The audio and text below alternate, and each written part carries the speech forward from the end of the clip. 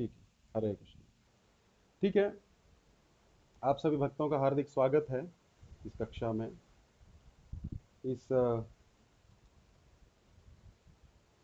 हमारा शुक्रवार का जो क्लास रहता था वो किसी कारणवश मंदिर में कुछ काम चल रहा है और सब लोग ज्वाइन नहीं कर पाते थे, तो भगवान की कुछ ऐसी इच्छा है कि हम लोग ऑनलाइन करें। तो ऑनलाइन में क्या है, सब भक्त जुड़ सकते हैं, दूर दूर से जुड़ सकते हैं। और बरसात का भी कोई टेंशन नहीं है, बरसात होगी। ठीक है, तो करेंगे हम जब तक मंदिर का कार्य नहीं हो जाता है, तब तक हम ऑनलाइन ही करेंगे। ठीक है। तो मेन है आवाज, सबको ठीक आ रही है आवाज?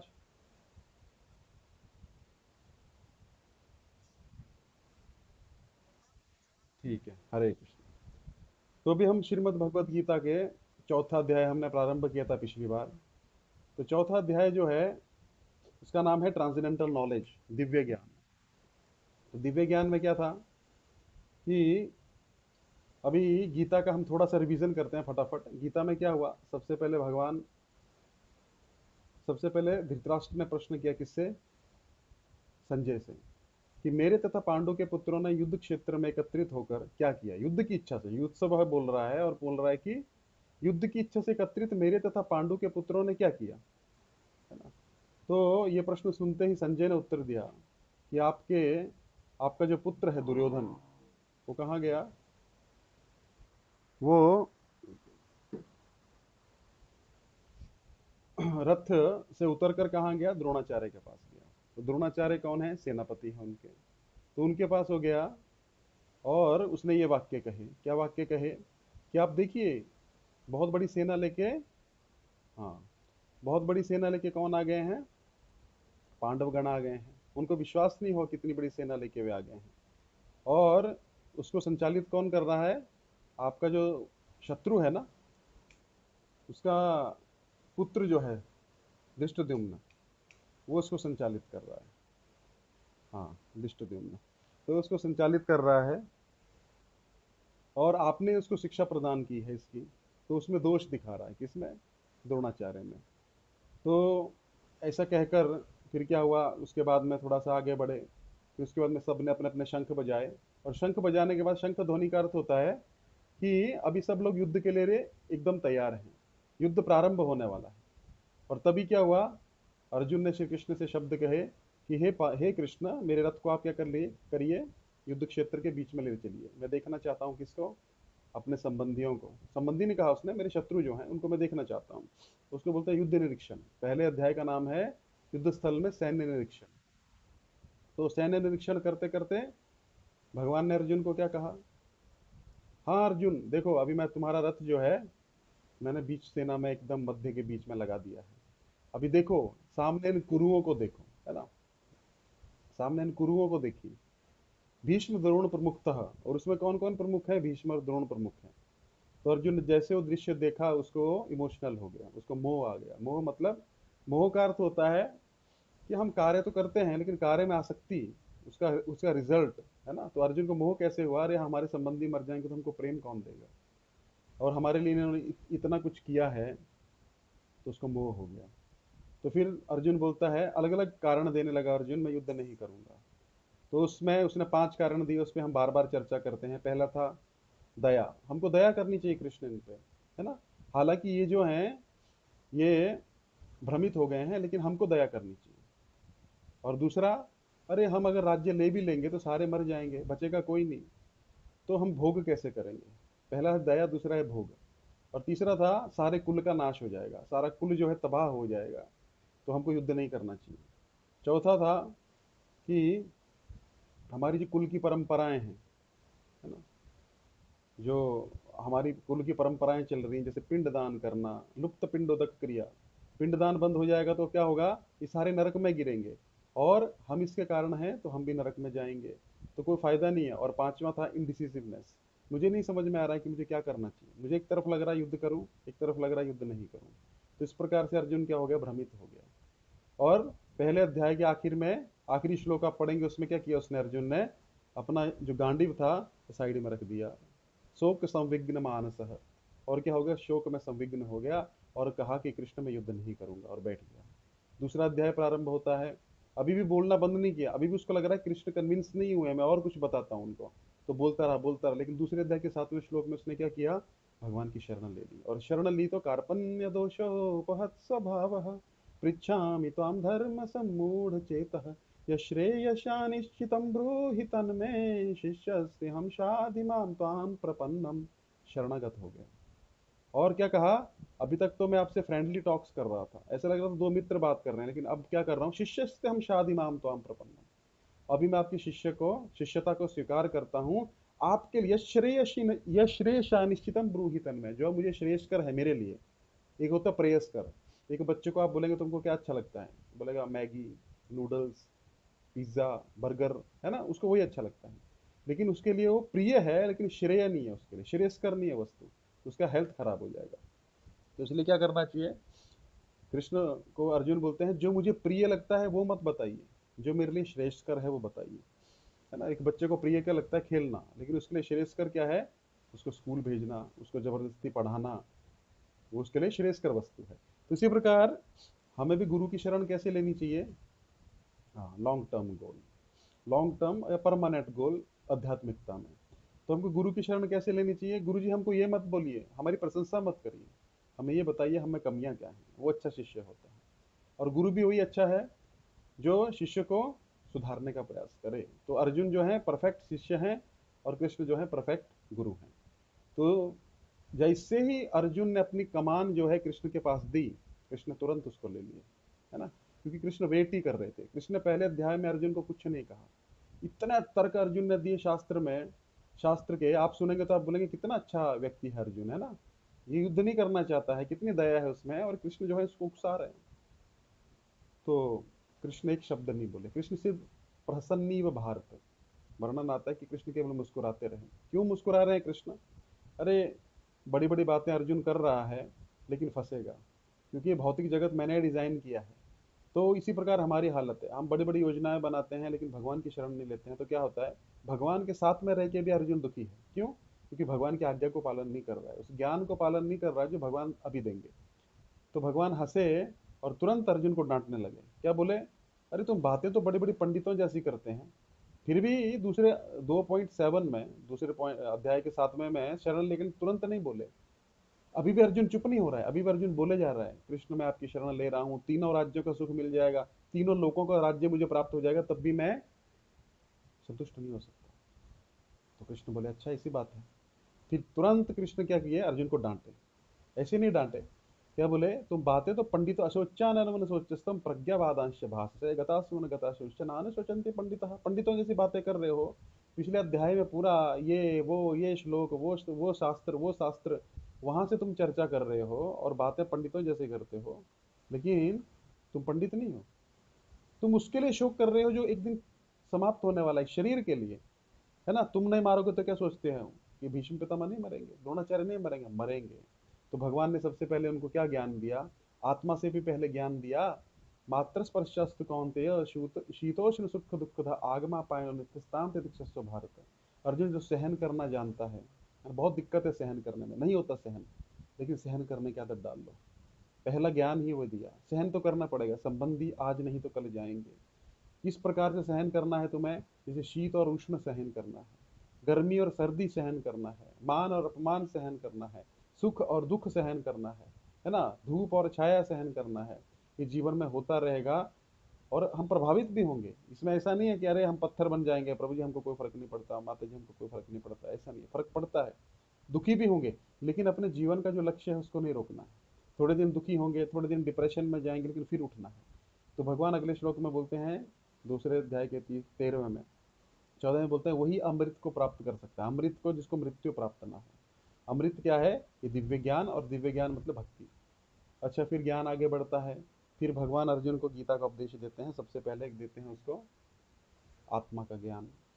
फिर आत्मा, तुम आत्मा हो, है ना, अच्छा, वो हम अच्छे से जानते हैं आत्मा के ज्ञान। फिर करना क्या है, फिर कर्मयोग के बारे में पूछते हैं। अर्जुन खुश हो जाता है, अच्छा हम आत्मा है प्रभु, तो ठीक है, बहुत अच्छी बात है ना, आत्मा है, क्या रखा है इस संसार में, हम एक दिन तो सब कुछ छोड़ के जाना ही है। वो ज्ञान को अलग तरीके से ले रहा है।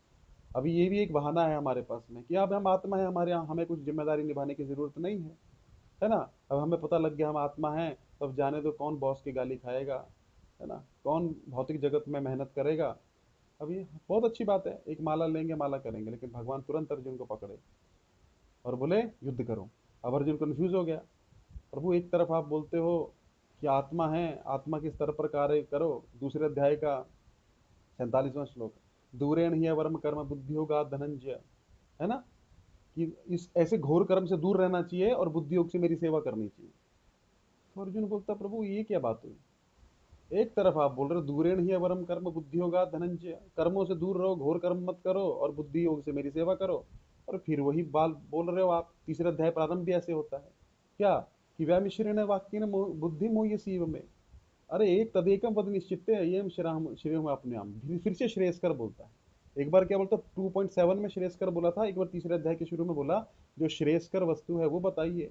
आप बार बार मुझे कंफ्यूज कर रहे हैं, मिश्रित वाक्य बोल रहे हैं, कभी बोलते हैं युद्ध करो, कभी बोलते हैं आत्मा के स्तर पे जियो मेरी भक्ति करो। अर्जुन को ये समझ में नहीं आ रहा कि भक्ति का अर्थ है कर्म, कर्म तो रहेंगे ही रहेंगे, है ना, वो अर्जुन नहीं समझ पा रहा। अर्जुन को लगा मैं जंगल में चला जाऊंगा, पूरा दिन जप करूंगा, और युद्ध से बचकर भाग रहा है।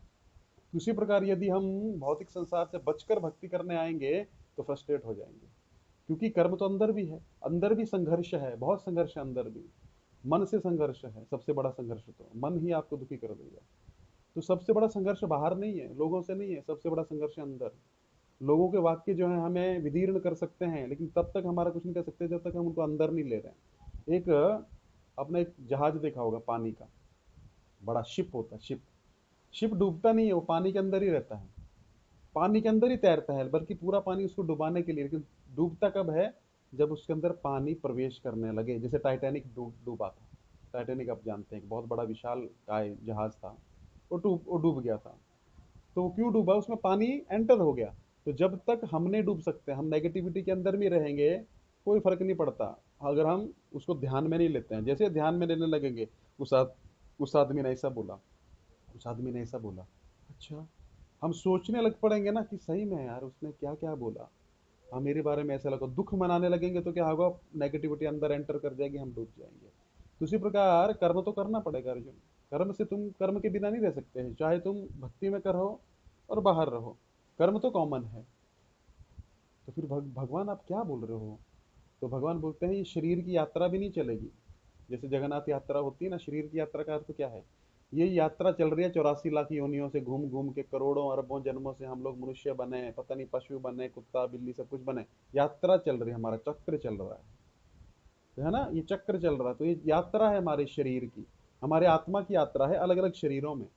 तो ये तुम्हारी जो यात्रा है ये भी कंप्लीट नहीं होगी, ये भी नहीं चलेगी, कैसे चलाओगे, कैसे खाओगे, भोजन कैसे करोगे, है ना। अच्छा हम सन्यासी बन जाएंगे, अरे सन्यासी भी तो कहीं से मांग के खाएगा, है ना, उसमें भी कर्म है, तो कर्म को तुम जना नहीं सकते हो। तीसरे अध्याय में बोले न च संन्यासादेव सिद्धिम समधिगच्छति, तुम क्या सोचते हो कर्मों का त्याग करके संन्यास करके सिद्धि प्राप्त कर लोगे, नहीं होगी। तो प्रभु फिर करें क्या, आप एक तरफ भक्ति की बात करते हो, आध्यात्मिकता की बात करते हो, फिर से युद्ध में लगा रहे हो, यही तो समझना है, यही गीता, गीता का सार क्या है, हम जो कर रहे हैं वो करते रहना है। नहीं तो अर्जुन को भगवान बोलते हैं सही बात है, क्या रखा है संसार में, चलो छोड़ो, है ना। लेकिन अगली पीढ़ियों को संदेश कौन देगा, यह धार्मिक राजा है, तुमको मैं धर्म धर्म ये राज्य देना चाहता हूँ क्योंकि तुम धार्मिक हो, तुमको फेवर नहीं कर रहा हूं, तुम धार्मिक हो, लेकिन अगली पीढ़ियों को ये धर्म की शिक्षा कौन प्रदान करेगा, तुम लोग। तो जरासंध है ना, और कौन है, दुर्योधन है, और कौन है, दुशासन है, जयद्रथ है, बड़े बड़े महारथी उस तरफ हैं, ये सब अधर्मी है, एक साथ आ गए हैं, तो एक साथ इनको खत्म करना है, तभी तो धर्म की स्थापना होगी। तो तुम ऐसा मत समझो कि मैं तुमको कोई फेवर कर रहा हूँ, नहीं, तुम मेरे भक्त हो इसलिए मैं तुमको राज्य देना चाहता हूँ, ये एक सेवा है। तो सेवा का अर्थ क्या है कि अगर भगवान या गुरु बोले कि अभी महल में रहो, ठीक है, सेवा के लिए महल में रहना है। अगर बोले झोपड़ी में रहो, ठीक है, झोपड़ी में रहना है, कोई आसक्ति नहीं है, ना तो सुख से आसक्ति है ना दुख से आसक्ति है, दुख से आसक्ति हो जाए तो भी वो अपने लिए हम जी रहे हैं। तो उसी प्रकार भगवान अर्जुन को बोल रहे हैं क्या, तुमको युद्ध करना पड़ेगा। नहीं प्रभु इतने लोग मरेंगे, कर्म है, तो भगवान बोले नहीं चलेगा कर्म। फिर चक्र के बारे में समझाते हैं, एवं प्रवर्तितम चक्रम नानु अनुवर्तति है, चक्र है ना, अन्नाद भवन्ति भूतानि पर्जन्याद अनुसंभव, आप समझ गए होंगे क्या है, कि जैसे हमने समझा था सारे जीव जो है अन्न पे डिपेंड करते हैं, अन्न कहाँ से आता है? बरसात से आता है। बरसात कहाँ से होती है? देवताओं के द्वारा होती है। देवता कैसे करते हैं? यज्ञ के द्वारा करते हैं। यज्ञ क्या है? नियत कर्म है जो शास्त्र में दिए हैं। जो शास्त्र में दिया है वो नियत कर्म है, ठीक है। और ये कैसे होता है? हमारे नियत कर्मों से देवता प्रसन्न होते हैं, भगवान प्रसन्न होते हैं, देवताओं को धूप बरसात जो भी है करने की शक्ति देते हैं। उससे संसार चल रहा है, उससे हमें अन्न प्राप्त होता है, उससे हमें हर चीज हर वस्तु प्राप्त हो रही है। लेकिन ये चक्र है। लेकिन जो ये चक्र को फॉलो नहीं करता है, इवन देवताओं को भी नहीं मानता है, मोघम पार्थ स जीवती, तीसरे अध्याय भगवान बोले, क्या बोले? वो बेकार में जी रहा है, उसका जीना और मरना बराबर है, वो मरा ही हुआ है। तो फिर क्या करना चाहिए? फिर भगवान आगे आगे बताए कि स्वभाव के विपरीत विपरीत कोई कार्य नहीं कर सकता है। हर व्यक्ति का एक स्वभाव है ना?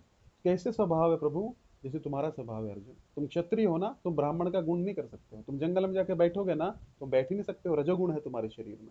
तो इस संसार में सारे व्यक्ति गुणों के द्वारा नियंत्रण है, नियंत्रित हैं। जिस व्यक्ति का जैसा गुण होता है वो वैसा कार्य करता है ना? अर्जुन बोला तो वर्ण शंकर पैदा होंगे प्रभु। अगर हम क्या करेंगे? सबको मार देंगे, स्त्रियां दूषित हो जाएंगी, वर्ण शंकर पैदा होंगे, पहले अध्याय में। अर्जुन, वर्ण शंकर वैसे पैदा नहीं होते हैं। वर्ण शंकर का अर्थ है स्वभाव के विपरीत जो व्यक्ति कार्य करता है वर्ण शंकर है। जैसे कि आजकल के युग में है वर्ण शंकर। कैसे? वर्ण शंकर का अर्थ होता है, शंकर मतलब मिलावट हो जाना, वर्ण वर्णों का, दो वर्णों का मिलावट हो जाता है। जैसे एक व्यक्ति में दो तीन, आजकल तो वर्ण शंकर मतलब ऐसा है, पता ही नहीं है कि क्या होता है वर्ण शंकर। जैसे कि हम एग्जाम्पल देते हैं, माँ पिताजी ब्राह्मण है, माता वैश्य कुल से है। अभी कुल से भी नहीं होता है ना, पहले कुल के हिसाब से ही वर्ण होता था व्यक्ति का, लेकिन अभी मिक्स है। ब्राह्मण के कुल में अभी क्षत्रिय पैदा हो जाता है, वैश्य पैदा हो जाता है, शूद्र पैदा। वैसे तो कलयुग में सारे शूद्र हैं। तो कैसे वर्ण शंकर पैदा होंगे? कैसे व्यवस्था पूरी हिल जाएगी? भगवान बताते हैं। जैसे मान लीजिए उसके अंदर दो तीन वर्ण आ गए। पहले ब्राह्मण होता था, यजन याजन पठन पाठन ददाति प्रतिगृह्णाति, ब्राह्मण का कर्तव्य है। वो क्या करेगा? क्या करेगा? यजन याजन, यज्ञ करेगा, अपने घर में भी करेगा और याजन दूसरों को भी करवाएगा, उससे जो दक्षिणा मिलेगी उसमें गुजारा करेगा। पठन पाठन, खुद भी पढ़ेगा शास्त्र, दूसरों को भी पढ़ाएगा। और ददाति प्रतिगणाति, दान लेगा भी और देगा भी। ऐसे नहीं खाली लेगा ही लेगा, भर लेगा, नहीं, देगा भी। तो ये छह कार्य ब्राह्मण के, जो ये कार्य कर सकता है वही ब्राह्मण है। तो फिर प्रभु इसके अलावा जॉब करेगा तो फंस जाएगा, तो वो ब्राह्मण नहीं, शुद्र है। कैसे? अब एक ब्राह्मण है, वो गीता अच्छी पढ़ता है, उसको शास्त्रों का अच्छा नॉलेज है, तो गीता का ज्ञान जो है वो संसार के या व्यक्तियों की अपलिफ्टमेंट के लिए है, उनके उद्धार के लिए है गीता का ज्ञान।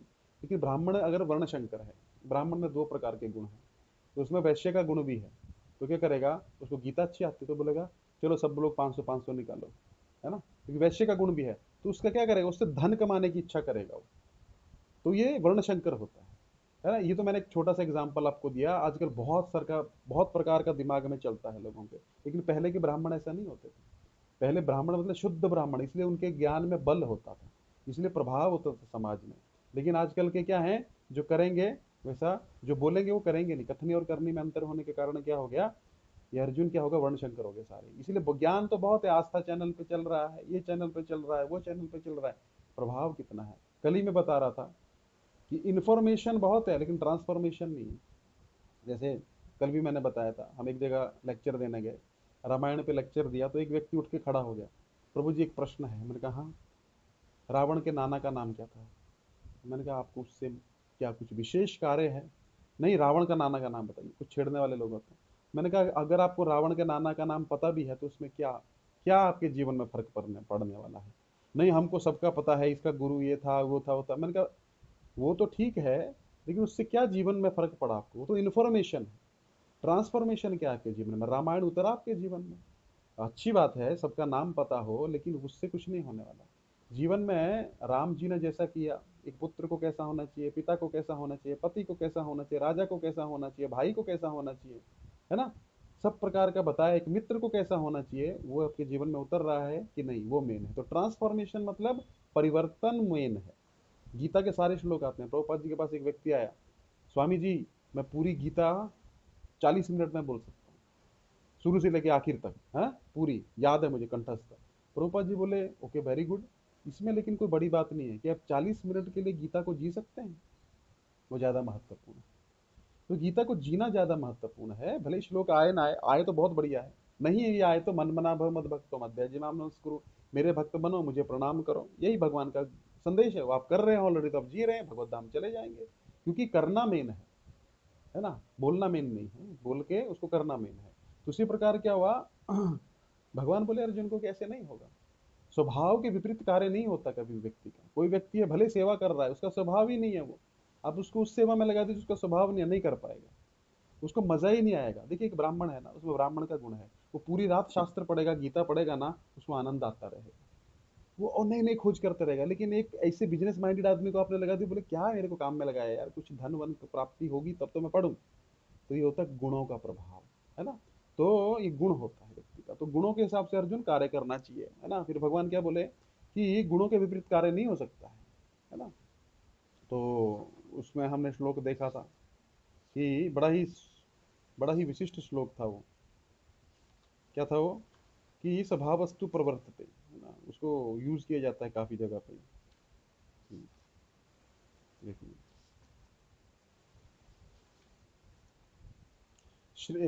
तीसरे अध्याय का 35वां श्लोक पढ़िए। देखिए, श्रेयान स्वधर्मो विगुण पर धर्मात अनुष्ठितात स्वधर्मे निधनम श्रेय पर धर्मो भयावह। पर धर्म की बात यहाँ पे ऐसा नहीं हो रही है कि दूसरे का धर्म, हिंदू मुस्लिम क्रिश्चियन ईसाई, है ना, वो वाला धर्म नहीं है। यहाँ पे धर्म की बात हो रही है कि जो स्वभाव वाला धर्म है, शारीरिक धर्म होता है स्वभाव से, तो उस धर्म की बात यहाँ पे भगवान कर रहे हैं। तो वो वाला धर्म जो है उसकी बात भगवान कर रहे हैं यहाँ पे। तो वो होता है हमारा स्वभाव, है ना, हमारा स्वभाव। तो वो बदला नहीं जा सकता है। हमारे स्वभाव के विपरीत अगर हम कार्य करेंगे, हमारे धर्म के बीच, शारीरिक धर्म के बीच, एक आत्मा का धर्म है जीवेरे स्वरूप हो कृष्ण नित्य दास, हम कृष्ण के नित्य दास हैं, लेकिन फिर भी हमारा एक स्वभाव है। वो स्वभाव जो है कंडीशनल भी हो सकता है बद्धावस्था में, या हमारा नित्य स्वभाव भी हो सकता है। उस स्वभाव के विपरीत कार्य नहीं हो सकता, है ना। तो भगवान की लीलाओं में भी हम देखते हैं अर्जुन का एक स्वभाव है, अर्जुन क्षत्रिय है। अर्जुन और व्यासदेव का एक अलग स्वभाव है। व्यासदेव ग्रंथों की रचना कर सकते हैं, लेकिन अर्जुन को भगवान बोल रहे हैं तुम युद्ध करो। व्यासदेव को नहीं बोलेंगे अरे ठीक है अर्जुन तुम जाके ग्रंथ लिखो, व्यासदेव जी आप आइए आप युद्ध करिए, नहीं, स्वभाव है। इसी प्रकार भगवान भी स्वभाव के विपरीत किसी को सेवा नहीं देते। तो क्या बोले, देखिए तीसरे अध्याय का 35वां देखिए, श्रेयान सो धर्मो विगुण, अपना धर्म को पालन करते हुए भले गलतियां हो रही है करो, क्योंकि उसमें आप इंप्रूव करोगे, वो आपका स्वभाव है। लेकिन दूसरे का कार्य, आप जैसे ब्राह्मण का कार्य अगर वैश्य कर रहा है, भले गीता बहुत अच्छी पढ़ता है पढ़ाता है, लेकिन वो पैसे के लिए कार्य कर रहा है, उसका उद्देश्य क्या है, मैं गीता पढ़ाऊंगा तो मुझे पैसा धन प्राप्त होगा, या मैं ये कोचिंग क्लासेस करूंगा, ये करूंगा। पहले तो लोग क्या करते थे, हमें आज भी याद है, हम गांव में पढ़ते थे, तो हम ट्यूशन पढ़ने जाए, ट्यूशन होता नहीं था। अभी तो ट्यूशन एक फैशन हो गया है, ट्यूशन कोई नहीं जाए तो समझा जाता है ये लोग कि ट्यूशन नहीं जाता है मतलब ये नालायक है। ट्यूशन एक फैशन है। तो ट्यूशन पढ़ने मान लीजिए किसी, हमारे गांव में कोई व्यक्ति होता था या टीचर भी होता था, ट्यूशन पढ़ाते नहीं थे, पैसा नहीं लेते थे। कुछ दिन आएंगे तो बोलेंगे कितना होगा, अरे हम विद्या का पैसा लेंगे क्या, विद्या का पैसा थोड़े देते हैं, हम विद्या दान करते हैं, आज भी मुझे याद है। लेकिन अभी वो बिजनेस हो गया। अब वो जो शिक्षा दी जाएगी उसमें केंद्र में क्या है, जिसने फीस भरी है उसको पढ़ाएंगे, बाकियों को नहीं पढ़ाएंगे। लेकिन आप जाइए पीछे महाभारत में द्रोणाचार्य ने क्या किया, द्रोणाचार्य ने धृष्टद्युम्न को सिखाया, और जानते हैं धृष्टद्युम्न उनको मारेगा, फिर भी उसको कुछ छुपाया नहीं, अरे इसको गलत सिखा देता हूँ, नहीं, पूरा ये होता है ब्राह्मण। प्रभुपाद जी उसके तात्पर्य में लिखते हैं ब्राह्मण बड़ा उदार होता है। धृष्टद्युम्न उनको मारने के लिए आया है, वही विद्या सीख के उनको मारेगा, अभी मारेगा, है ना। लेकिन फिर भी ब्राह्मण इतना उदार होता है कि ब्राह्मण का वो हृदय होता है। तो अगर वो ब्राह्मण में क्या आ गया, ब्राह्मण ने वैश्य सोचा अरे कितना अच्छा ब्राह्मण को ज्ञान है यार, इसका पैसा लगाया जाए तो कितना अच्छा है। तो उन बुक्स को पढ़ के क्या किया, वो ज्ञान प्राप्त किया और पैसा लिया, तो क्या हो गया, वो भले ही वैश्य है, वैश्य है ना, उसको धन कमाना चाहिए, दुकान करनी चाहिए, उसको धंधा करना चाहिए, लेकिन दूसरे के धर्म में घुस रहा है, किसके, ब्राह्मण के, और बहुत अच्छा कर रहा है। शायद ब्राह्मण भी इतना अच्छा एक्सप्लेनेशन नहीं कर पाए, लेकिन वो ब्राह्मण है, क्योंकि यजन आजन पठन पाठन ददाति प्रतिगृहाति कर रहा है, और ब्राह्मण की तरह जी रहा है। भले उसको एक्सप्लेनेशन कम आ रहा है, लेकिन वो रियलाइज कर रहा है, उसको जी रहा है। लेकिन वैसे सोच रहा है यार जीना जूना कुछ नहीं है, ये इतना अच्छा पढ़ाता है, अगर इसका शिक्षा मैं प्राप्त कर लूं तो मैं क्या करूंगा, पढ़ाई करवाऊंगा और वहां से पैसा करवाऊंगा, धन। यही भगवान बोल रहे हैं। वैश्य चाहे कितना भी अच्छा ब्राह्मण का कार्य कर ले, लेकिन उसको करना नहीं चाहिए, है ना। श्रेयान सो धर्मो विगुण पर धर्मात अनुसृष्टिता सो धर्म निधनम श्रेया, अपने धर्म में मर जाना चाहिए। और ब्राह्मण सोचे यार वो वैश्य कितना अच्छा कमाता है, तो मैं वो कार्य करता हूं, तो ब्राह्मण भी नहीं कर पाएगा, वो भी अपने स्तर से गिर जाएगा। तो अपने धर्म में निधन बहुत अच्छा है भगवान बोलते हैं, लेकिन क्या नहीं करना चाहिए, दूसरे का धर्म पालन नहीं करना चाहिए। दूसरे के धर्म का पालन मतलब कि दूसरे के स्वभाव के अनुसार कार्य थोड़े बहुत इमरजेंसी में आप कर सकते हो, लेकिन हमेशा नहीं कर सकते, उसका दुष्परिणाम आपको आएगा। उसका क्या दुष्परिणाम आएगा? आपसे गलतियां होंगी, है ना, गलतियां होंगी, फिर क्या होगा? कुछ मन मुटाव होंगे, क्योंकि आपका स्वभाव नहीं है वो। कुछ दिन तो आप दबा सकते हो अपने स्वभाव को, फिर भगवान एक जगह बोलते हैं निग्रह किम करिष्यति, कितना दबाओगे अपने आप को, है ना, तो दबेगा तो क्या होगा? एक दिन तो फटेगा। लावा को आप कितना दबा के रखिए, वो एक दिन बाहर करके निकलेगा, वॉल्केनो, है ना। तो उसी प्रकार के स्वभाव भी दबता नहीं है, इसलिए अपने स्वभाव में कार्य करो अर्जुन। तुम भले ही तुम्हारी हार हो या पराजय हो या जीत हो, लेकिन तुम अपने धर्म में कार्य करोगे, वही तुम्हारे लिए अच्छा है, क्योंकि वही तुमको आता है, वही तुम्हारा स्वभाव है। तुम वेद व्यास का कार्य करने मत जाओ। तुम ये मत सोचो मैं ब्राह्मण बन के 64 माला करूंगा, 108 माला करूंगा, तो नहीं कर सकते। थोड़े दिन कर लोगे इससे बचने के लिए, है ना। इसी प्रकार कुछ लोग होते हैं भक्ति भक्ति करने के लिए बाहर बहुत मार पड़ रही है, भक्ति करने आ जाते हैं अंदर, लेकिन जैसे अंदर प्रेशर आता है अंदर से भाग जाते हैं। क्योंकि क्या क्या करने आए हैं, ये श्लोक है ये। भगवान पूरा गीता में ज्ञान दिए हैं, लेकिन हम लोग सुनते ही नहीं, है ना। हमने गीता ली है, Bhagavad Gita as it is, लेकिन घर में रख दी है Bhagavad Gita as it is, जैसे ली थी यथा, क्या बोलते हैं उसको मराठी में, जशी आहे तशी, है ना। मतलब जैसी थी वैसी ही रख दी है हमने लाल कपड़े में लपेट के, तो कैसे होगा ज्ञान? तो यही तो गीता का ज्ञान है। तो भगवान बोलते हैं अपने धर्म के विरुद्ध मत करिए, अपने धर्म मतलब अपने स्वभाव के विरुद्ध कार्य मत करिए, भले वो सेवा क्यों ना हो। सेवा भी हमको अपने मन से पूछना चाहिए, हम किस में अच्छे हैं, क्या हमारा हमारा स्ट्रेंथ है, किस में हमारा मन लगता है, वो सेवा करेंगे, आप प्रगति करते जाएंगे। क्योंकि क्या है, उसमें बाधा भी आएगी तो उसको पार कर जाएंगे, क्यों? क्योंकि अच्छा लगता है। और स्वभाव के विपरीत सेवा करेंगे, उसमें बाधा आएगी तो त्रस्त हो जाएंगे, अरे क्या हो रहा है ना। इसी प्रकार आज सबसे ज्यादा लोग जो हैं डिससेटिस्फाइड है, अनसेटिस्फाइड है, क्यों? जॉब वो करना नहीं था, स्वभाव है किसी और चीज का, स्वभाव है वक्ता, है ना, बक बक बक बक मतलब लेक्चर देना, मोटिवेशनल स्पीकर। और जॉब कर रहे हैं क्लर्क का, वहां पे भी बक बक बक बक बक चालू रहता है, किसी को मोटिवेट करते हैं, वो स्वभाव है उस व्यक्ति का। अब देखिए वो स्वभाव के विपरीत कार्य नहीं कर सकता।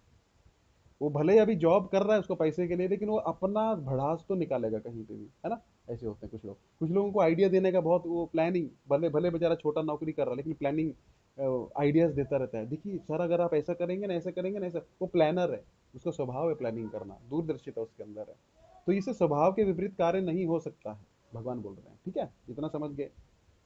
फिर अर्जुन बोला अरे प्रभु आपने बिल्कुल सही बात बोली, है ना। क्या बोला आपने? तीसरे अध्याय का 36वां श्लोक। अर्जुन वाच अतकेन प्रोक्तोयम पापम चरित पुरुष अनिच्छनपि वर्षणय बलादिव नियोजित। बिल्कुल सही बोला प्रभु आपने। स्वभाव को दबा के क्या होगा? कभी कभी हम जो है अनिच्छनपि, इच्छा नहीं होता लेकिन फिर भी हम वो कार्य करते हैं। ऐसा क्यों होता है? हमारी इच्छा नहीं है, हमको पता है गलत है, लेकिन फिर भी हम करते हैं। फिर भगवान उसका बताते हैं स्वभाव तो है ही है, स्वभाव को अपने को जान के वैसी सेवा करनी चाहिए, वैसा गुण करना चाहिए, वैसे लोगों का संगत करना चाहिए अपने स्वभाव के अनुसार। तो उसमें हम क्या है, नरिशमेंट होता है ना। हर चीज का अपना अपना एक चीज है। आम का स्वभाव क्या है? मिठास, मिठास। करेले का स्वभाव है कड़क, क्या बोलते हैं उसको, कड़वापन। नमक का स्वभाव है खारापन। चीनी का स्वभाव है मिठास। उसी प्रकार आप जैसे जैसे लोगों के, अब करेले और आम का आप जूस बना दो, कैसा बनेगा? स्वभाव विपरीत है ना, नहीं बनेगा, है ना। तो इसी प्रकार जो है, आप अलग अलग स्वभाव के व्यक्तियों को एक साथ मिला दीजिए, है ना, अलग अलग स्वभाव के व्यक्तियों को, या अलग अलग आप स्वभाव के विपरीत कार्य करिए, जो आपके स्वभाव का नहीं है, क्या होगा? आप दुखी रहेंगे। ये बहुत बड़ा साइंस यहाँ पे भगवान बोलते हैं। तो अर्जुन पूछता है प्रभु फिर ऐसा क्यों होता है? क्योंकि हमारे मन में कामनाएं होती हैं। अब भगवान बोलते हैं जैसे पाप की इच्छा के बारे में यहाँ पे बात हो रही है, पापम चरित पुरुष, फिर हमको पाप करने की इच्छा क्यों प्रभु होती है? तो भगवान बोलते हैं काम ईश क्रोधेश रजगुण समुद्भव। अर्जुन काम, इस पे हमने चर्चा कर चुके हैं, मैं थोड़ा सा रिवीजन कर रहा हूँ, जो लोग नए ज्वाइन हुए हैं उनको थोड़ा सा गीता का समरी देने के लिए, है ना। इस पे हम चर्चा बहुत गहन रूप से कर चुके हैं पहले, उसके ऑडियो लेक्चर्स हैं, है ना, उसमें आप सुन सकते हैं। तो ये मैं पूरा रिवीजन करा रहा हूँ, हम कर चुके हैं सारा, हम 4.6 तक कर चुके हैं, लेकिन मैं फिर से रिवीजन, क्योंकि पिछली बार की क्लास की रिकॉर्डिंग नहीं हो पाई थी, क्योंकि किसी कारणवश मोबाइल जो था उसमें प्रॉब्लम आ गया, तो मुझे बहुत से लोगों के फ़ोन और मैसेजेस आ रहे थे पर्सनल, प्रभु जी हमको रिकॉर्डिंग नहीं मिली है, तो एक्चुअली वो मोबाइल में आई नहीं। तो इसलिए मैं ये समरी दे रहा हूँ, ताकि फिर से मैं एक समरी बना के, अगर ये रिकॉर्ड हो रहा होगा, या अभी भी मुझे पता नहीं रिकॉर्ड हो रहा है कि नहीं, क्योंकि बीच में आवाज़ नहीं है, मैं ईयरफोन्स लगाता हूँ तो शायद क्या है बाद में देखूंगा। तो ये पूरा समरी है गीता का अभी तक जो चल रहा है। तो भगवान बोले अर्जुन काम और क्रोध ये दोनों बड़े शत्रु हैं। क्या बोले? अब आप अपना अपना गीता रेफर करते जाइए 3.37। श्री भगवान उवाच काम एष क्रोध एष रजोगुण समुद्भव महाशनो महापाप्मा वेदिनीमिह वैरिणम। बड़े वैरी हैं अर्जुन ये, इतने वैरी हैं। इसमें हमने बहुत चर्चा किया था डिफरेंट डिफरेंट एग्जांपल्स के साथ में, मैंने ये डाला है, आप ऑडियो सुन लीजिएगा। लेकिन थोड़ा सा बता दो, वैरी मतलब इतना बैर करते हैं हमसे, ये हमारे मित्र बन के आते हैं। क्रोध आता है तो ऐसा लगता है व्यक्ति को कि अरे हमारा कितना अच्छा मित्र है, लेकिन वो तुम्हारा सबसे बड़ा शत्रु है। 1 मिनट के क्रोध में सारे के सारे प्रॉब्लम्स होते हैं, है ना। 1 मिनट के क्रोध में कुछ भी मुंह से निकल जाता है, 1 मिनट के क्रोध में गोली चल जाती है, 1 मिनट के क्रोध में मर्डर हो जाता है। तो बड़ा वैरी है, 1 मिनट के चक्कर में पूरी जिंदगी जेल में बीतती है आदमी की। बड़े वैरी हैं अर्जुन, इनसे बच के रहो, है ना। फिर क्या बोले 3.38, तो ये ढक लेता है अर्जुन। कैसे ढकता? धूमेनावृतो बहिर्यथा दर्शनो मलेन च यथो उल्बेन आवृतो गर्भस्तथा तेनेदम आवृतम। 3 तरह तरह के आवरण हैं, वो भी मैंने बताए थे अच्छे से। 1 घंटे का क्लास पिछली बार लिया था, मतलब जब इस श्लोक पे चर्चा हुई थी, वो आप वहां पे देख लीजिएगा। लेकिन आवृत कर लेता है अर्जुन, ये ज्ञान बड़े बड़े ज्ञानियों को भी पागल कर देता है। क्यों? क्यों पागल कर देता है? क्योंकि ढक लेता है। कैसे ढकता है? जैसे आग को धुआं ढक लेता है, जैसे शीशे को मिट्टी ढक लेती है, चेहरा नहीं दिखेगा। जैसे गर्भ में बच्चा है, उसको गर्भाशय ढक लेता है, वैसे ढक लेता है। आदमी को अज्ञानी बना देता है, बड़ा बड़ा ज्ञानी लोग। अच्छा फिर क्या होता है प्रभु? फिर क्या बोलते हैं 39, आवृतम ज्ञान में तेन ज्ञानिनो नित्य वैरिणा काम रूपेण कौंतेय दुष्पूर्ण अनलेन च। फिर अग्नि है, अग्नि की तरह अंदर जलाता है ये। काम क्रोध, क्रोध जो ऐसी चीज है, किसी व्यक्ति पर क्रोध रहेगा ना, आपको नींद नहीं आएगी, खा नहीं पाओगे, सो नहीं पाओगे, कुछ कर नहीं पाओगे। हमेशा क्रोध अंदर आपको जलाता रहेगा। उस व्यक्ति को पता भी नहीं है, लेकिन आपके अंदर ईर्ष्या रूपी जो चीज है, ईर्ष्या से क्रोध आता है। ईर्ष्या हमको किसी से हो जाती है तो क्या होता है, वो ईर्ष्या हमको अंदर जलाती रहती है, जलाती है। दूसरे को तो पता नहीं, लेकिन अपने को रोग का निर्माण करती है। मैंने इस पर भी चर्चा किया था काफी गहन रूप से। वो लीवर पे प्रभाव डालती है, किडनीज पे प्रभाव डालती है, ब्रेन पे प्रभाव डालती है, हृदय पे प्रभाव डालती है, क्योंकि अंदर ऊर्जा है ना, वो नेगेटिव अंदर ही घूम रही है, वो उसको निकालिए बाहर। तो ईर्ष्या रहित जो जीव है, उसको क्या है, कोई भी रोग नहीं होता है। तो इसलिए क्या, अग्नि की तरह ही आपको जलाएगी अंदर। जैसे आदमी जल रहा है ना, वो तो जल के मर जाएगा थोड़ी देर में, लेकिन ये ऐसी अग्नि कभी कभी पूरा जीवन भर जलाती है, और आदमी को पता भी नहीं कि अंदर क्या है। ईर्ष्या की अग्नि है, ठीक है। काम की अग्नि है। काम की अग्नि अर्थ है कि हमको कुछ इच्छाएं हैं, और वो इच्छा में हमें क्या हो रहा है, प्रॉब्लम हो रही है पूरा करने में, किसी व्यक्ति के कारण, या द्वेष हो रहा है किसी की प्रगति से। तो इच्छाएं वो, अरे हमसे आगे क्यों जा रहा है, ये प्रगति क्यों कर रहा है, उन्नति क्यों कर रहा है, वो जलाती है हमको इच्छाएं। बल्कि हमको क्या करना चाहिए, उस व्यक्ति से मित्रता करनी चाहिए। सबसे बुद्धिमान व्यक्ति कौन है, उसको मित्र बनाएगा, उसके साथ उठेगा बैठेगा, उसके गुण ग्रहण हो जाएंगे। अब किसी को मृदंग बजाना नहीं आता, एक व्यक्ति बहुत अच्छा मृदंग बजाता है, उससे ईर्ष्या करके उसका कुछ फायदा होने वाला नहीं, होने वाला है। उससे मित्रता करे, प्रभु जी आप बहुत अच्छा बजाते हैं, कैसे बजाते हैं प्रभु जी बताइए, हाँ प्रभु जी आप आइए, ऐसे बजाते हैं, ऐसे बजा, वो उससे उसका फायदा हो जाएगा। लेकिन हम ईर्ष्या करेंगे तो क्या होगा, हमारा कुछ भी लाभ उसमें नहीं होने वाला है अर्जुन। इसलिए काम क्रोध जो है हमको जलाता है अंदर से, ईर्ष्या के कारण, है ना। या फिर हमारी कुछ इच्छाएं हैं, वो इच्छाएं पूर्ण नहीं हो रही हैं। पिछले अध्याय में भगवान बताए हैं, क्या बताएं, ध्याय तो विषयान संगस्तेषु उपजायते, इस पर भी बहुत गहरी चर्चा की थी मैंने। जाइएगा पिछले अध्याय में, वो श्लोक ढूंढिएगा। मैं नंबर नहीं बता रहा हूँ, पिछले अध्याय के लास्ट में श्लोक है, दूसरे दूसरे अध्याय के लास्ट में, है ना। ध्याय तो विषयान पुंस संगस्तेषु उपजायते संगात संजायते कामः कामात् क्रोधो विजायते क्रोधात् भवति सम्मोहः सम्मोहात् स्मृति विभ्रमः स्मृति भ्रंशात् बुद्धिनाशो बुद्धिनाशात् विनश्यति। उस पर मैंने बहुत बड़ी लंबी चर्चा की थी, डिफरेंट डिफरेंट एग्जांपल्स लेके, वो आप वहां पे देख ले। तो ये ध्यान कर करके विषयों का क्या होता है, हमको उनमें आसक्ति हो जाती है, फिर उनको पूरा करने के लिए प्रयास करते हैं, पूरा करने में हमको बाधा बनता है, उसका हम हत्या कर देते हैं, या फिर उसको हम उसका बुरा करने की कोशिश करते हैं। ये सब वहीं से चालू होता है, विषयों का चिंतन करके, भगवान यहाँ पे बता रहे हैं। अच्छा फिर क्या, अच्छा फिर एक बड़ी अच्छी बात भगवान ने बोला था, ये रहता कहाँ है काम और क्रोध, इंद्रियों में रहता है, मन में रहता है, बुद्धि में रहता है। इस पर चर्चा हमारी पिछली बार हुई थी, बड़ा महत्वपूर्ण टॉपिक है। अब आपको पता लग गया शत्रु है ये, नित्य वैरिणम, नित्य हमेशा वैरी ही है। एक बार वनवास काल के दौरान भगवान श्री रामचंद्र लक्ष्मण जी को बताते हैं, अर्जुन ये जो क्रोध है ना, ये क्रोध लगता तो मित्र है, लेकिन सबसे बड़ा शत्रु है, और व्यक्ति के मन में ही रहता है। तो क्रोध से व्यक्ति को बचना चाहिए। लक्ष्मण जी बात बात पे क्रोधित हो जाते थे इसलिए, है ना। तो कहाँ रहता है ये? हमारे अंदर ही रहता है, बाहर नहीं है। कहाँ रहता है? इंद्रियों में रहता है। इंद्रियों के ऊपर मन में रहता है और मन के ऊपर बुद्धि में रहता है। अच्छा, आत्मा में कोई काम क्रोध लोभ मोह नहीं है ना, हमने पिछली बार समझा था। तो 41वां, तस्मात्म इंद्रिणादौ नियम्य भरतऋषभ पापमान प्रजनहीयनम ज्ञान विज्ञान नाशनम। अर्जुन, ये करता क्या है? जब व्यक्ति पे चढ़ता है ना काम क्रोध, ज्ञान विज्ञान नाशनम। आदमी कितना भी बड़ा ज्ञानी होगा, कितना भी बड़ा आत्म साक्षात्कारित होगा, वो क्या करेगा? नाश कर देगा उसके ज्ञान का। कौन? काम और क्रोध है ना। बड़े बड़े ज्ञानी लोग जो है आपा खो देते हैं, बड़े बड़े लोग जो हैं क्या हो जाते हैं? ज्ञान विज्ञान नाशनम, इसका काम ही यही है। इससे बच के रहो, इसके शुरू में ही दबाओ, है ना। भगवान के बोलते हैं 41वें श्लोक में, तीसरे अध्याय के, तस्मात्म इंद्रिणादौ, जब इंद्रियों की लेवल पे है ना ये, तभी इसको दबा दो, तभी इसको दबा दो। क्योंकि बोलते हैं problem should be nipped in the bud. आपको कुछ मुश्किल है ना अगर किसी व्यक्ति से, उसको स्टार्टिंग में कन्वे कर देना चाहिए। अब सहन करते रहेंगे करते रहेंगे करते रहेंगे तो क्या होगा? और करेंगे, एक दिन वो फूटेगा, और फूटेगा तो क्या होगा? झगड़ा होगा। इसलिए क्या है? Communication is the key. Communicate करिए, आपस में बहुत बातचीत करने की आदत डालिए, है ना। किसी से भी कुछ प्रॉब्लम है, प्रेम से। क्योंकि देखिए, जब बीज जो है ना अंकुरित हुआ, तो पौधा कैसे लगता है? एकदम छोटा सा होता है। आपको नहीं चाहिए तभी निकाल लेंगे ना, तो खत्म हो जाएगा। आपको ज्यादा मेहनत करने की जरूरत नहीं है। अच्छा, आपने कुछ बोला नहीं, होने दिया, तो क्या होगा? थोड़ा लंबा होगा, फिर थोड़ा ज्यादा मेहनत लगेगा, फिर एक पौधा बन जाएगा, फिर थोड़ा उखाड़ने में ज्यादा मेहनत लगेगा। मान लीजिए वो पीपल का पेड़ बन गया, आपके घर में होगा, है ना। आपके पीपल का पेड़ का दाना निकला, दाने में से छोटा सा अंकुर निकला, बोले अरे कोई बात नहीं, इसको बाद में देख लेंगे। फिर थोड़ा सा पौधा हुआ, अरे कोई बात नहीं, इसको बाद में देख लेंगे, सहन करो। करते करते बाद में क्या होगा ना, वो पीपल इतना बड़ा हो जाएगा, आपका घर के आपके घर को क्या करेगा? पीपल ही दिखेगा, घर आपके अंदर आ जाएगा उसके। देखे आपने पुराने जमाने के, आप जाएंगे पुराना पुराना बिल्डिंग्स में, वृंदावन जाइए, बहुत सारी बिल्डिंग में वहाँ पीपल निकला है, पीपल के अंदर बिल्डिंग घुस गई है पूरी, है ना, घर घुस गया। तो ऐसा होता है।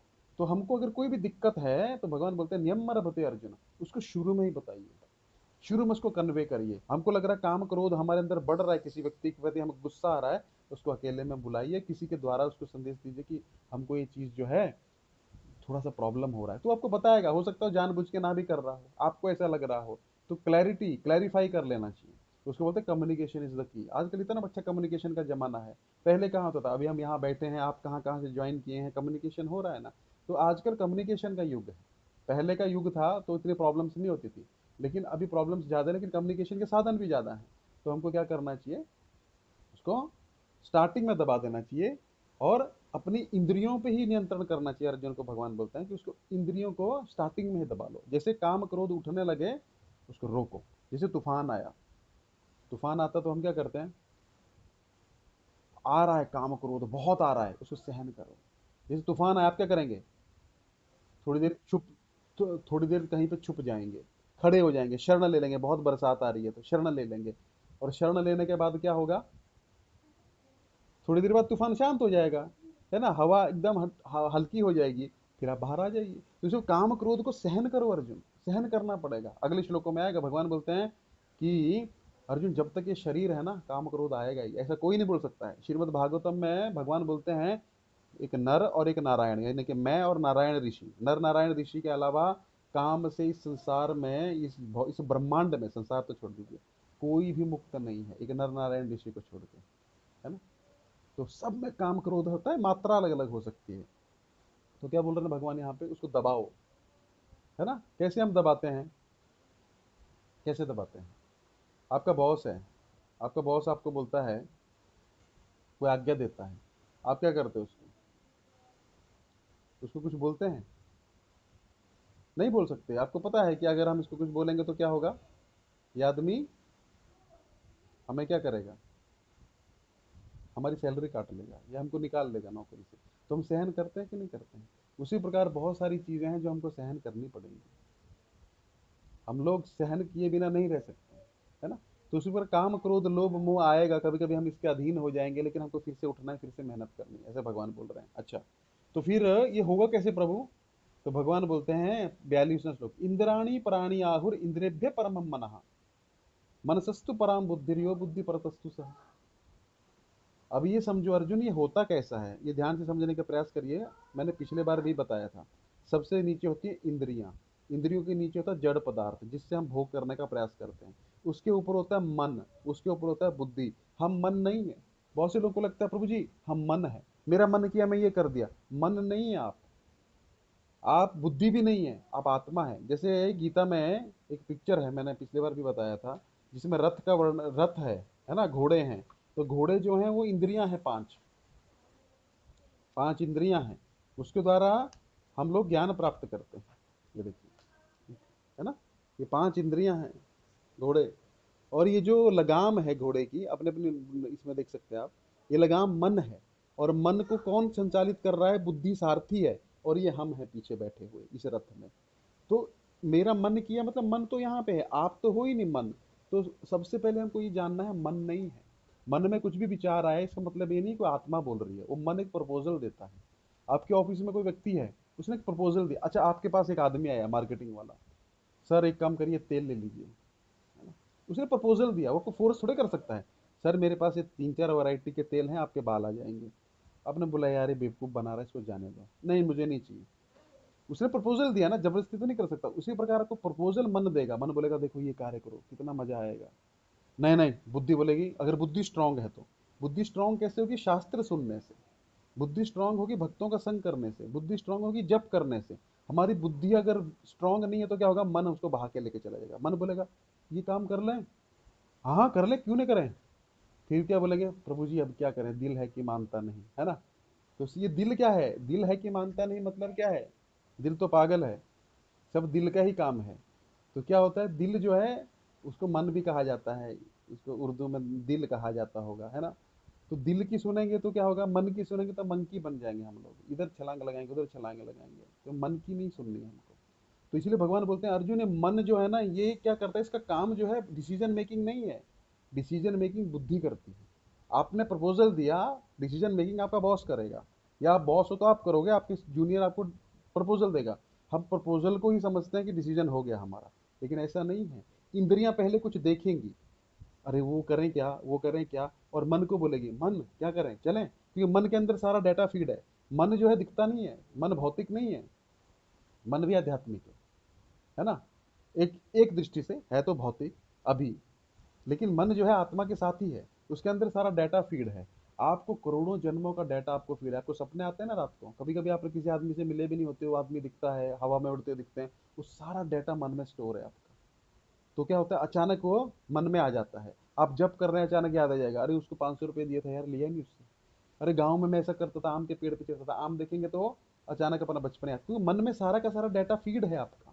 तो मन के अंदर क्या है? सारा का सारा डाटा रहता है। और वो डाटा क्या है? मन बार बार आपको, जैसे पॉपअप्स आते हैं ना, आपने देखा है मोबाइल में नोटिफिकेशन का टुक टुक टुक नोटिफिकेशन आता है, ये व्हाट्सएप पे नोटिफिकेशन आया देखो उसको, है ना। तो क्या होगा? ऐसे हमारे मन में नोटिफिकेशन आते हैं टक टक। अब हम उस पर क्लिक करेंगे, उसके अंदर घुस जाएंगे, इंस्टाग्राम में हमारा फोटो को लाइक किया, नोटिफिकेशन आया, अंदर घुस गया, तो 2-4 घंटा गया उसमें। तो यही मन का काम है, प्रपोजल देना, नोटिफिकेशन बंद कर दो है ना। नोटिफिकेशन बंद कर दीजिए, सेटिंग्स में जाके कोई नोटिफिकेशन आएगा नहीं। जब करिए हरे कृष्णा कृष्णा कृष्णा हरे हरे, हरे राम राम राम हरे हरे। ये मन का कार्य है ना। हम्म, हाँ। तो मन को हमको गुलाम बनाना है, गुलाम नहीं बनाना है, उसको मित्र बनाना है। छठे अध्याय में बताएंगे आपको कैसे मित्र बनाना। भगवान बोलते हैं मन के जैसा मित्र कोई नहीं है, और मन के जैसे शत्रु कोई नहीं है। मन के हारे हार है, मन के जो आप मन में सोचते हो वही आप हो जाते हो, ये पक्की बात है ना। मन इतनी खतरनाक चीज है, उस पर चर्चा हम छठे अध्याय में करेंगे, क्योंकि मन का वर्णन वहां पे आएगा, है ना। तो अभी हम इतना जान रहे हैं कि मन को हमको, मन प्रपोजल देता है, मन इज नॉट द बॉस। बुद्धि डिसीजन मेकिंग करती है, और हमारी मन और बुद्धि हौच पौच होकर घुस गए हैं एक दूसरे के अंदर। हमको यही पता नहीं लगता मन क्या है और खिचड़ी बन गया है, मन क्या है और बुद्धि क्या है। यही तो जानना है गीता के द्वारा, है ना। अभी देखिए, इतना अच्छा अवसर है, इतने सारे लोग हैं, है ना, ग्रुप के अंदर। अब तो घर पे बैठ के क्लास लगाने फिर भी नहीं लगाएंगे, क्योंकि क्या है? दिल है कि मानता नहीं। हमको और कुछ चीजें देखनी है, यही तो है मन। आप में से अपने मन पे लोगों ने नियंत्रण रखा है, इसलिए 8-10 लोग इसमें ज्वाइन हुए। क्या बोले?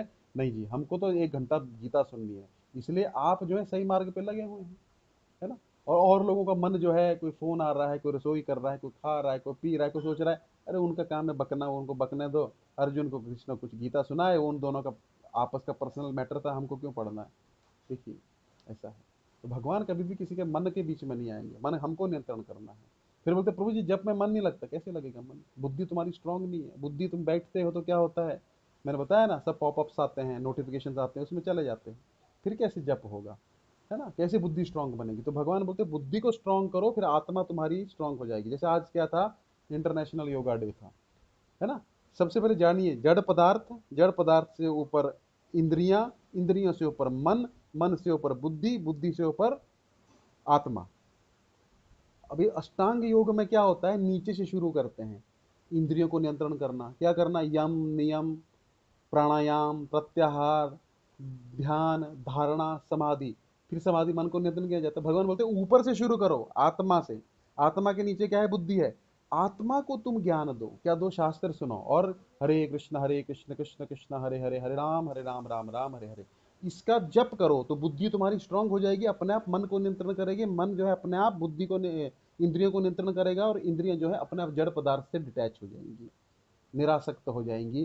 तो प्रभुपाद जी बोलते हैं नीचे से जो शुरू करता है वो कौन है, कम बुद्धिमान लोग हैं। लेकिन लोग बोलते हैं प्रभु जी ये क्या है हरे कृष्ण महामंत्र, ये हरे कृष्ण महामंत्र, मंत्र का अर्थ है मनः, मनः तारेती थी मंत्र, मन को जो तार दे, है ना। तो मन को हमको तारना है ना, एक है नीचे से शुरू करना, आहार को नियंत्रण करना, है ना, प्राणायाम करना, यम करना, नियम करना, धारणा, ध्यान, समाधि, वो पहुंचाएगा भगवान के पास या आत्मा से परमात्मा तक। हम क्यों ना ऊपर से शुरू करें। ऊपर से शुरू क्या है, गीता का पाठ सुनना, गीता में जो भगवान बताए हैं, भागवत सुनना, हरे कृष्ण महामंत्र का जप करना, मंदिर आना, आरती अटेंड करना, मंदिर और घर में प्रसाद खाना, मंदिर में प्रसाद खाना, उससे क्या होगा, हमारा मन अपने आप नियंत्रण में आ जाएगा। तो यहाँ तक हमने कर लिया था, है ना। तो ये मोटा मोटा मैंने बता दिया। और फिर भगवान भगवत गीता में क्या बताए, चौथा अध्याय हमने शुरू किया था। चौथे अध्याय में भगवान क्या बताए थे, दिव्य ज्ञान। श्री भगवान वाच, चौथे अध्याय का पहला श्लोक देखिए, इमं विवस्वते योगं प्रोक्तवानमहम अव्ययम विवस्वान मनवे प्रह मनुरुक्ष वाकवे ब्रवीत। ये ज्ञान जो मैंने तुमको बताया ना अर्जुन, जड़ इंद्रियां मतलब जड़ पदार्थ, इंद्रियां, मन, बुद्धि, उसके ऊपर आत्मा, है ना, ये ज्ञान मैंने पहले सूर्य के देवता विवस्वान को भी दिया था। विवस्वान ने किसको दिया था, अपने पुत्र मनु को दिया था। मनु ने किसको दिया था, इक्ष्वाकु को दिया था। ये ज्ञान ऐसे ऐसे आगे आ रहा है, पहली बार नहीं दे रहा हूँ, देता रहता हूँ अभी, लेकिन ये ज्ञान का लोप हो गया इसलिए बार बार दे रहा हूँ, फिर से तुमको दे रहा हूँ, तुमको मैं भक्त, तुमको ये ज्ञान दे रहा हूँ। अच्छा प्रभु आप फिर वेद व्यास को क्यों नहीं दिए। अच्छा अगला श्लोक देख लेते हैं, दूसरा अध्याय, दूसरा श्लोक चौथे अध्याय का, एवं परंपरा प्राप्ति इमम राज ऋषियो विदु सकाले में महता योगो नष्ट परंतप। क्या हो रहा है अर्जुन, काल क्रम में ये ज्ञान जो था नष्ट हो गया था, इसलिए मैं ज्ञान तुमको फिर से दे रहा हूँ। अच्छा अभी मेरा जो है नेट ना एकदम लो है, एक दो दिन में मैं थोड़ा ज़्यादा वाला रिचार्ज कराऊंगा, तो ये कभी भी बंद हो जाएगा, स्लो हो जाएगा मेरा आवाज़, है ना। अभी कुछ 100 150 MB रह गया। तो क्या बोले भगवान, ये परंपरा के द्वारा ज्ञान प्राप्त होता है, ऐसा नहीं कि आदमी कमरे में बैठा था उसको दिव्य प्रकाश हुआ बुक्स लिखने लग पड़ा। हमारे गुरुजी जो है ना, वो स्वयं आत्म साक्षात्कार हुआ है, स्वयं साक्षात्कार नहीं होता है। ये चार जो संप्रदाय हैं, श्री ब्रह्म रुद्र और कुमार, इसके द्वारा ज्ञान प्राप्त होता है, उसका मैंने बताया था, है ना, वो भी आप सुन सकते हैं पिछले अध्याय में, पिछले इसमें बीच में मैं बताता रहता हूँ, है ना।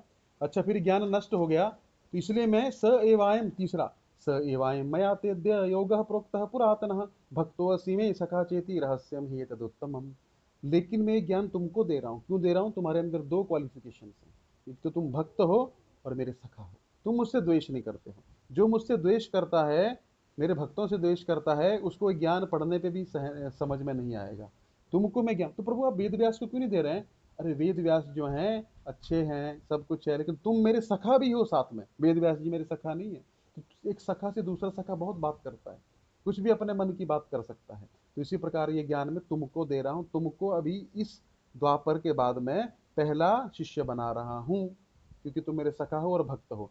चौथा, अर्जुन उवाच अपरम भवतो जन्म परम जन्म विवस्वतः कथम एतद् विजानीयाम तमादो प्रोक्तवान इति। अरे भगवान, अर्जुन बोला, आप तो मेरे मित्र हो, मेरी और आपकी आयु तो सेम है, सूर्य के देवता विवस्वान तो करोड़ों साल पहले होके गए हैं। कुछ समझ में नहीं आया, ऐसे नहीं बोला, अरे क्या प्रभु बड़ी बड़ी फेंक रहे हो, है ना, सूर्य के देवता करोड़ों साल पहले हुए, नहीं, इसको कैसे समझा जाए। एक शिष्य को गुरु से यह प्रश्न करना चाहिए कि गुरु जी मुझे ये समझ में नहीं आया, मेरी मेरी योग्यता नहीं होने के कारण है, ना कि ऐसा कि अरे आप कुछ भी बोल रहे हो। तो ये यहाँ पे अर्जुन क्या आदर्श प्रस्तुत कर रहा है कि कथम एतद विज्ञानयाम, कैसे समझा जाए प्रभु इसको। तो महादेव प्रोक्तवान इति, कि आपने ये ज्ञान सृष्टि के प्रारंभ में सूर्य के देवता विवस्वान को दिया था। अभी सातवां मनवंतर चल रहा ना, ब्रह्मा जी के दिन में 14 मनवंतर होते हैं। तो विवस्वत मनु है ना, विवस्वत मनु को भी ये ज्ञान दिया था। अभी के जो मनु है उनका नाम विवस्वत मनु है, और सूर्य के देवता जो है उनका नाम विवस्वान है, उनके पुत्र मनु बने हैं। तो ये उनको भी मैंने ज्ञान दिया था। ठीक है, तो अभी अभी हमने चौथा अध्याय का 4.4 कर लिया, तो हम इधर ही विराम लेंगे और इसके बाद हम अगला श्लोक पढ़ेंगे अगली बार। श्री भगवान